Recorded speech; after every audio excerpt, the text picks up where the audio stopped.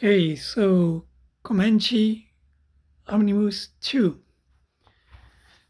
final omnibus of last 5 albums of the series, written by Greg and drawn by Hermann. And okay, what we have here is at first, like some info about the series and the time, the content in it, and there are some quotes who are extracted from these paragraphs. And they talk about Greg telling Herman, "You will never be a good writer." So Herman took this advice, or yeah, let's call it advice, and pretty much worked really hard to prove him wrong. Then after Comanche, he did the Towers of Boys Maori. In between, he started a series called Jeremiah. Maybe someday we'll talk about them. But for me, they are. The Towers of Boys Maori is better than Comanche, by far, for me. So Greg at some point did recognize Herman as a good writer, a good storyteller. And well, Greg at some point lived a comics world, but he returned to Comanche on the 90s because it didn't go really well for him. And his last years in comics also seemed to not be very good. In the end, he did die like stressed and all that. A little sad, like because it seems from what it said what it says here, and Greg at the time, 70s, was like star talent, but then in the 80s and until his death, no one really remembers him as people remember, Mobius. Herman, in a way, Mobius is more popular, and maybe he's the most popular guy, even, and the guy who made Tantan. But besides them, Herman has some recognition, but Greg, I haven't heard about Greg before Comanche, But well, whatever. It is a web series, so he was, at least at this point, a good writer, scripter. Here we have album number 6 of Comanche, and this has to do with from this album and so on. We have Red Dust, not feeling well. Red Dust on this album is the sheriff of the town. We have Comanche now having to adapt to these new trends in clothing because the Cowboys era is ending. Everything is getting like modernized, or modern. So basically that Red Dust is sheriff in this one. Some photographer comes, there's a train, so the Cowboys era is ending. Here comes this photographer, and the conflict of the album is basically in the Cheyenne, the Indians, like that plot that didn't closed on album 2. Now it will be ending on this one. I have this photographer, Comanche is really interesting in him, like in what he does, not in the man. And Red Dust is a little jealous. That's some aspects that are there are a little subtle, but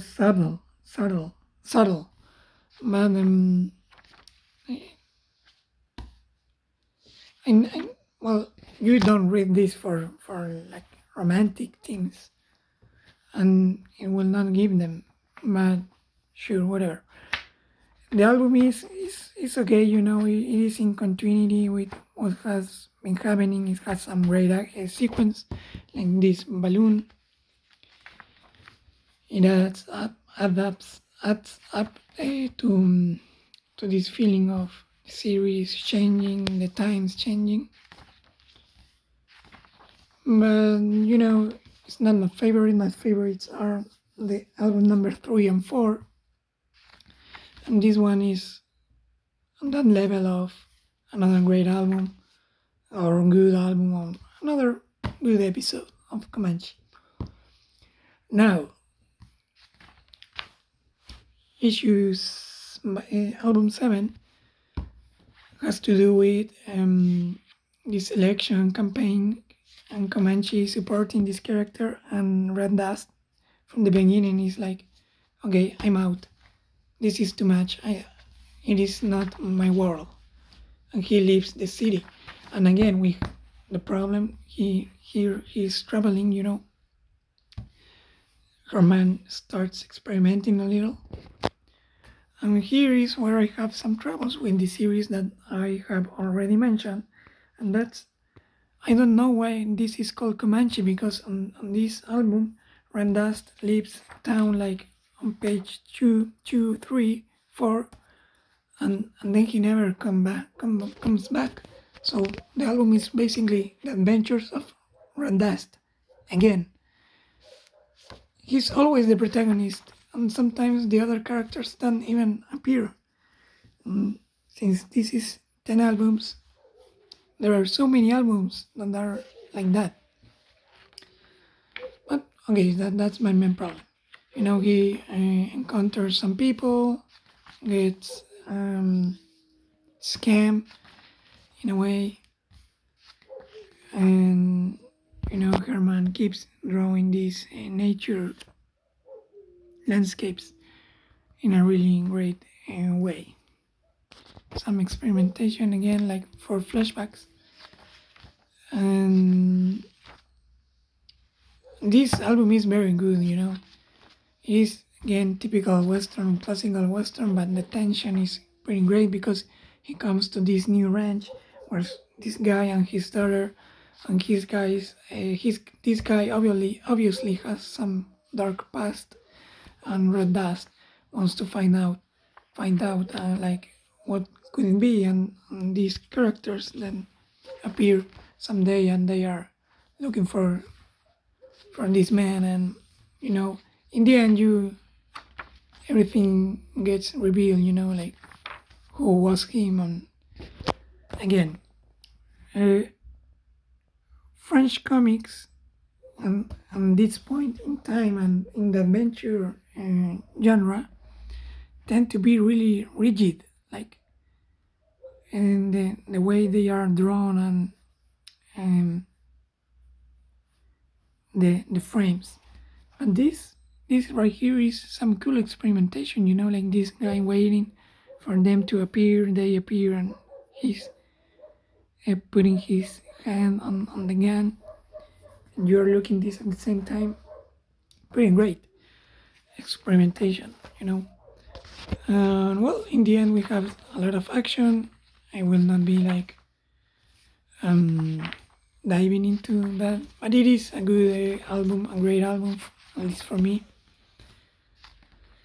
Nice ending and all. But Red does keep in the end ends up living with them and some other characters, because this gets destroyed. And then we have the Shériffs, like album number 8, and this album starts and changes the coloring. Also, the drawings are like Hermann is in a Mobius way, like starting to draw like faster. That's the idea it gives me. Like not every, they keep looking. If you look at this, you still see like a cowboy comic, but the way he's drawing now, it's pretty different. Like the shadings and the coloring, and gives another atmosphere to this. and it feels like a more modern comic than the first albums, where the color and the drawings were like, this is a Western comics and probably from the time of Western comics. Now it feels like a whole new thing, for me at least. The Sheriffs album has to do with sheriffs and they go looking for red dust, and they need his help, and they will be returning to the land where red dust escaped from last album, because there's some trouble they have to solve. But that's the premise. And again, the drawings are awesome. And for me, the dynamics between the characters, are also pretty great. And the landscapes, like this tree, it doesn't look like what Hermann would have done on the first albums. He's on a whole new level for this one. And the coloring, gives this awesome atmosphere of being another team. So that's it in the Sheriffs. Great album, this one.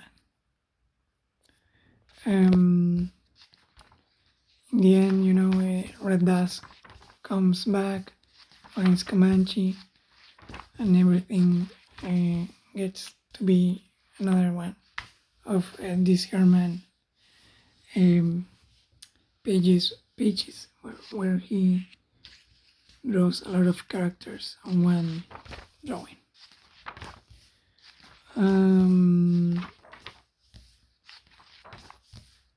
It ends. It is a good album again. Here you can see how different they look now. And album 9 has to do with these like life insurance guys who come to town, and Red Dust think they are scamming people. And the plot is basically like there are some fires that start popping up. The 666 ranch gets fire up, and it is like a convenient, because for these guys, like they were offering this like insurance. So Red Dust thinks bad about them. And also there are some arrows, but they are not the arrows that should be. So it is complicated, like someone is trying to frame the Indians, the Cheyenne, but maybe these guys are not the ones doing that. Who could be doing this? So it's a mystery story also. And it connects with some of the past albums in a way. And it can be read, cities. This change of like and the day ending and getting dark, all blue, tones of blue, different tones of blue. For me, these drawings are pretty synthetic in a way, but there's not so much background, but the colors and gives them more power to them. And that's it, basically here again, playing with the shading. And it ends, in the end, it has a great final panel if you have read the story. And then we have the final album 10.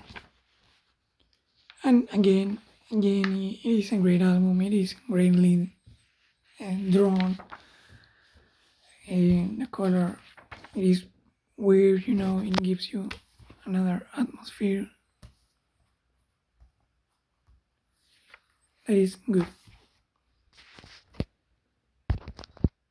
And this again, it is like a mystery because they found a body, and there's a new medic in town, and so a little suspicious. It's a new, but they found a body. They have to know like who killed him, but the guy who killed him dies at some point.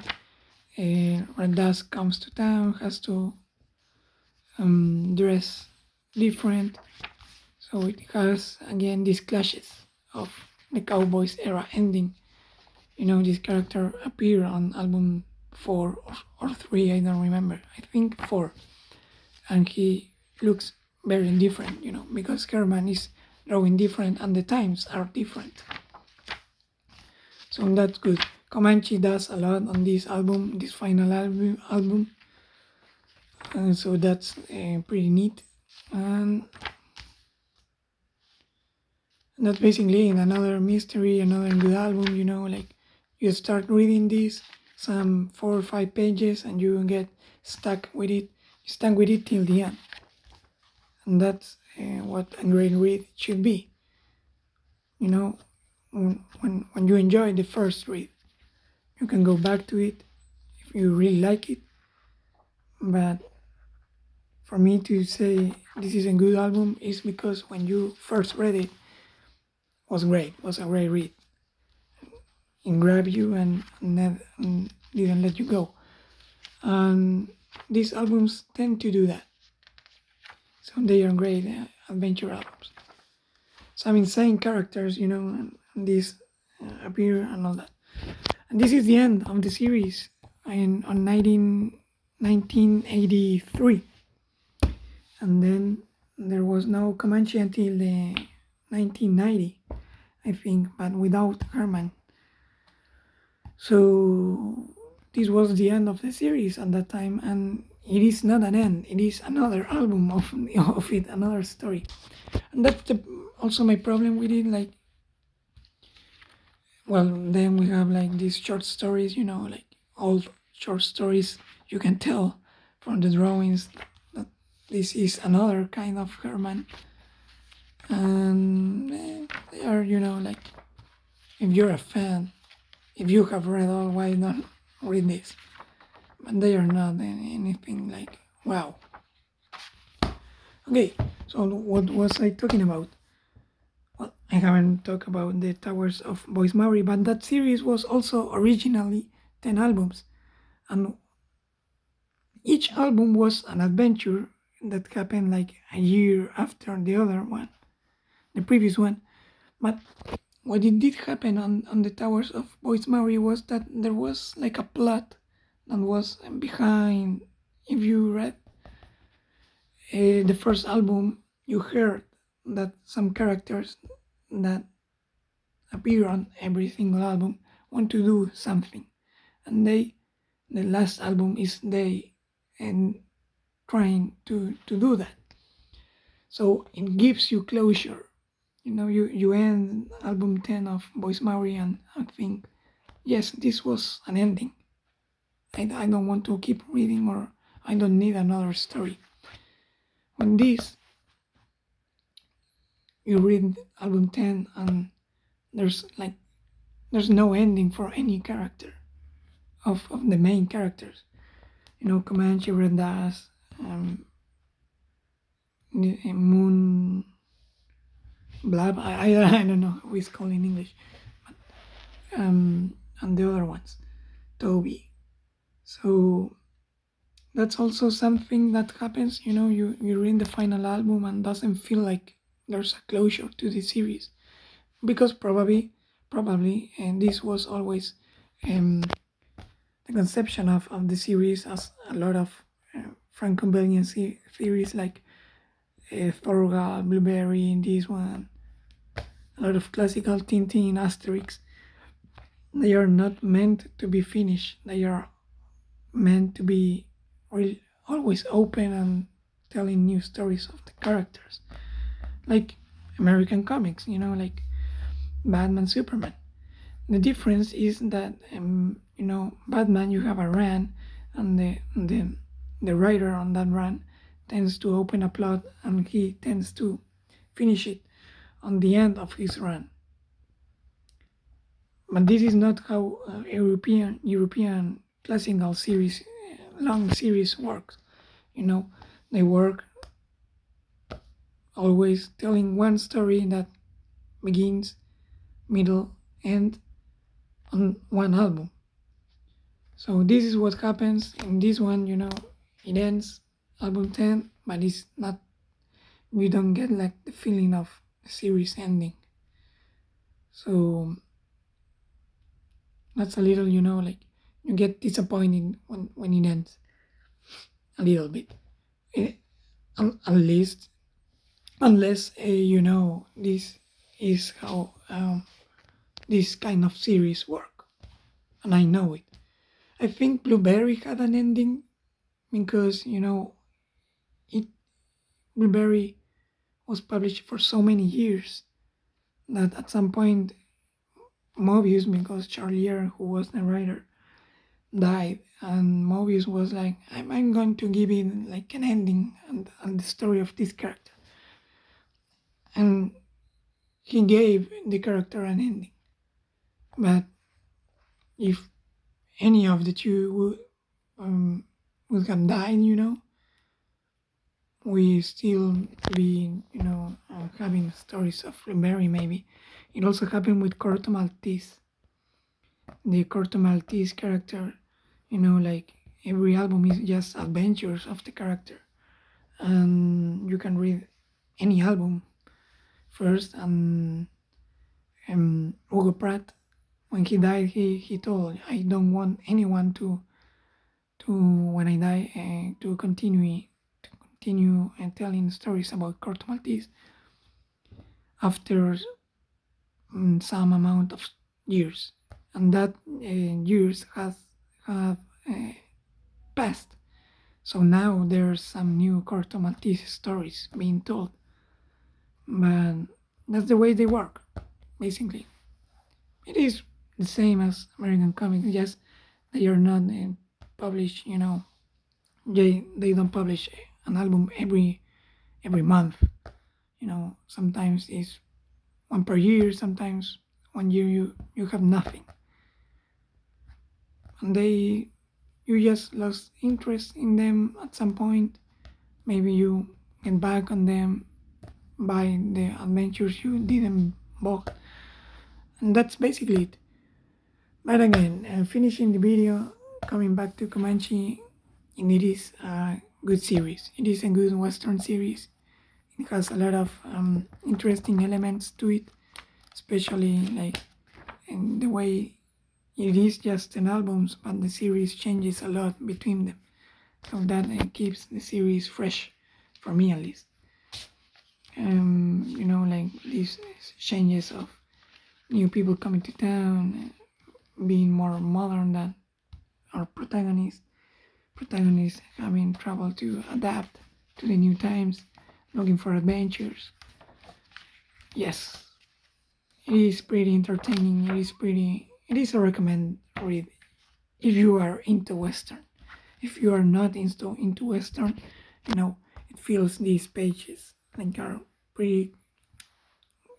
they are like a classical page, a lot of panels, and they are pretty rigid, so maybe it doesn't really appeal to everyone or more modern readers. But I think it does, because there is not that much text on every page. There's a lot of action. The drawings are great. The coloring on this last album made it feel like it is pretty modern. So yeah, I recommend this. I did like it, So that's it. Comanche, recommend.